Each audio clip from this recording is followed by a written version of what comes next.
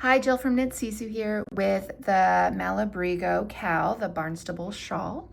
And let's talk about the knit front and back stitch. So on the right side of the shawl, we increase with a knit front and back right away. But because this is an edge, we really want to make sure that that knit front and back isn't too tight.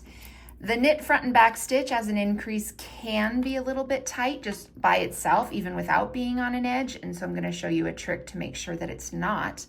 Also, with the knit front and back stitch, it works really well in this pattern because we have a garter stitch foundation. The beginning of the shawl has the foundation of a garter stitch. And when you do the knit front and back, you actually get a little bit of a garter stitch look. So here we go. When you go into this first stitch, you kind of want to give yourself some room. So you're going against what you may already know or what you've been taught to do in knitting, which is keep all your tension the same. This stitch, you actually want to loosen it up a little bit. Same thing when you bring it forward. So I just did a regular knit stitch, but I'm keeping the stitch on the needle and I'm separating my needles.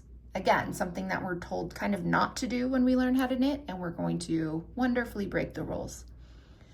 Twist your right needle so it goes into the back of the work, and then you knit into the back of the stitch. Once again, wrap your yarn, that's where your increase is. Come to the front and then take the stitch off the needle. And you can see here that you have one extra stitch, that's your increase, and it looks a little bit like a garter stitch.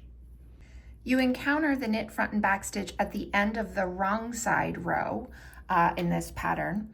This is actually the knit front and back that increases the stitch count on your shawl.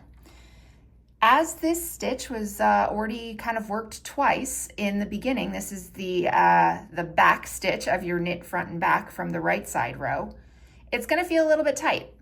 And so when you go into it, once again, you wanna give yourself a little bit of room to work. If that means kind of separating your needles a bit, that's okay. Wrap, come through, separate your needles.